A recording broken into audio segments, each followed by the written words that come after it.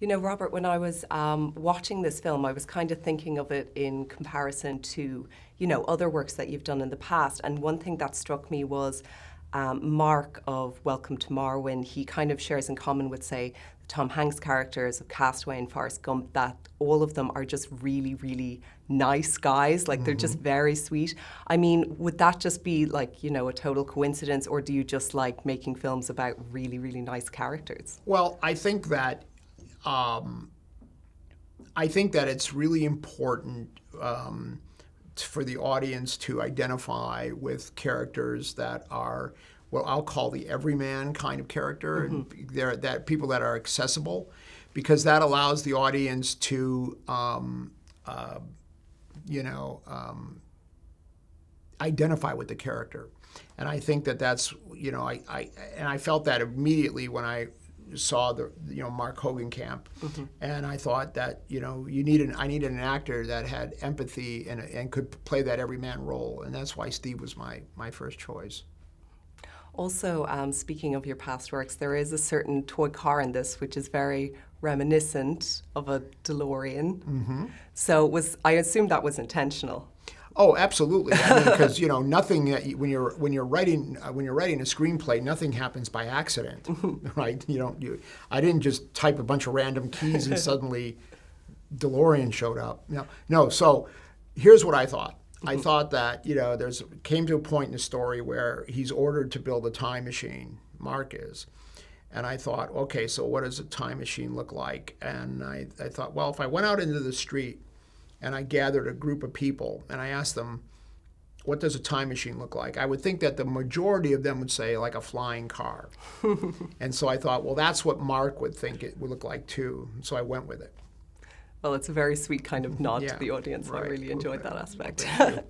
There's Welcome to Marwen also shares in common with your works that there's quite a distinct good and evil divide, and I was wondering if that's the way you kind of see the world yourself, or is that something you kind of reserve just for your movies? Well, I think that in the world it's unfortunately not as distinct as it can be in movies or in drama, and I think that good and evil are parts. They're the engine that pushes forth compelling stories. There are times in real life when it's pretty obvious, and that's nice when it happens, but unfortunately I think it's more of a gray area in real life, and it's sometimes very difficult to decipher. But that's why I think we have movies and we have art and we have stories to help us sort those things out. Right. I was totally blown over by the CGI in this film. Like in the opening scene, it took me a while to kind of figure out what was real and what wasn't. And I still remember going to see The Polar Express years ago and being blown away by the CGI in that. So if you can kind of put it in layman's terms, what kind of developments have there been between then and now to allow you to make a movie that looks like this? Right. Well, in the simplest terms, 15 years of advancement in technology from Polar Express to now. And so, we spent a lot of time, and it was very important for us to make sure that we took and captured the essence and the power of the actor's performance and made sure that it was layered onto the doll in a way that you understood completely that, okay, this actor is this doll. And that was the thing we spent the most R&D on. And we had this new advanced CGI that allowed us to do that. When you're working with an actor like Steve Carell, who's so renowned for kind of his strong characterizations, how do you fit into that as a director? When do you know to direct him, and then when do you kind of let him do his thing? Well, as a director, I always let the actor do their thing. I think that the director's job is to just do one thing, and that is to let the actor know what the character should be feeling at this moment in the film, and then it's their job to go figure out how to do that. I'm not one of those directors who likes to put my actors in therapy.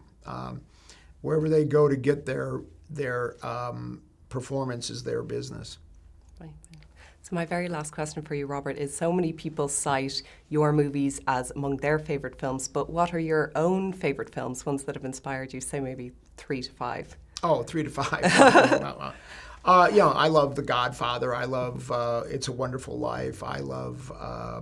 Will you be rewatching it this Christmas, I'd imagine? Oh, well, every Christmas. Every Christmas. I love Dr. Strangelove. I love all the films of Stanley Kubrick. And I love my contemporaries. You know, I love movies that Steven Spielberg made and Marty Scorsese made. You know, so I've got a long list. Brilliant. We'll leave it there then, Robert. Thank you. Thank you so much Appreciate for that. it. Thank you. Are all of the dolls in Marwen people you know? Yeah, there's Anna. Julie. Hell yeah. Carlala. You can't keep on running away from your problems. Roberta. Were you gonna go to the sentencing? You need to face those jerks who beat you up. I'm not really sure how to do this. Our pain is our rocket fuel.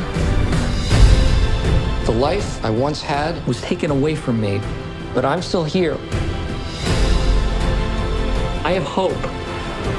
And I have my town. And I have my friends. We got your back. And I'll be okay. Anything is possible in Marwen.